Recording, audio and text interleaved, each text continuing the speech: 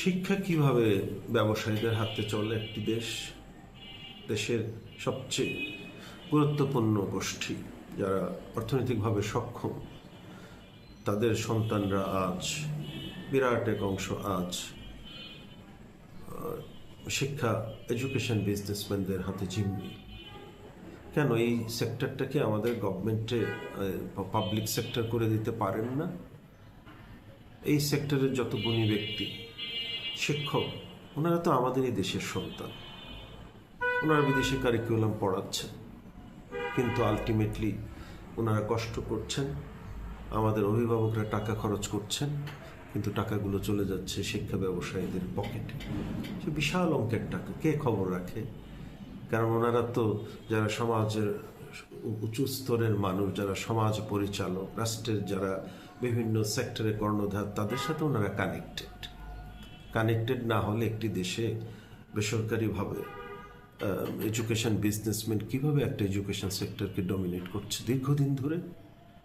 সে একই শিক্ষা ব্যবস্থা তো এই দেশের শিক্ষকদেরকে দিয়ে আমাদের সর্বসাধারণের জন্য করা যেত। কেন পারছি না? এই যে বললাম, এডুকেশন বিজনেসম্যানদের হাত অনেক লম্বা, ওনাদের হাত সর্বদিকে বিস্তৃত। কে নেবে অ্যাকশন? কে করবে দেশের জন্য কাজ? কে সাধারণ মানুষের সন্তানদের জন্য সুশিক্ষার ব্যবস্থা করবেন? কারণ ওনারাই তো কোনো না কোনোভাবে ডিরেক্টলি ওই সমস্ত এডুকেশন ব্যবসায়ীদের সাথে কানেক্টেড। ওনারা টাকা কামাচ্ছেন, ওনারা টাকার পার্সেন্টেজ পাচ্ছেন। এইভাবে একটি সমাজ চলতে পারে না। আপনি দেখুন দেশের বড় বড় শিক্ষা প্রতিষ্ঠানগুলো, সে হোক ন্যাশনাল কারিকুলাম হোক ইন্টারন্যাশনাল কারিকুলাম, সেটার ম্যানেজমেন্টে কারা? ম্যানেজমেন্টে থেকে ওনারা এক ধরনের ব্যবসা করছেন, কোটি কোটি টাকার ব্যবসা করেছেন বলে অতীতে প্রমাণিত হয়েছে, এখনও করে যাচ্ছেন তারা।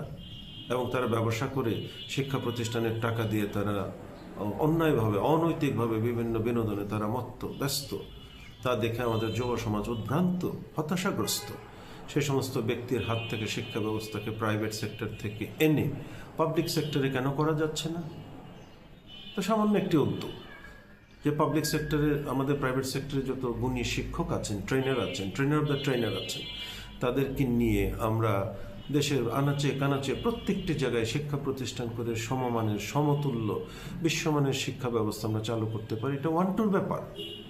ইনফ্রাস্ট্রাকচার লাগে না সব সময়, লাগে শুধু গুণী শিক্ষক, ছাত্র এবং সামান্য কিছু একটা সুন্দর নিরাপদ জায়গা, আর কিছু মানব সম্পদ তৈরি করা। যারা তৈরি করতে পারেন তাদেরকে কাজে লাগানো, আর যারা আরাম আয়াসে লিপ্ত, ভোগবিলাসে মত্ত, চতুষ্প জন্তুর মতো যারা সর্বদা আহারে ব্যস্ত, তাদেরকে দিয়ে এগুলো হবে না। শিক্ষা ব্যবস্থা আমাদের ধ্বংসের পথে, উল্টো পথে হাঁটছি আমরা।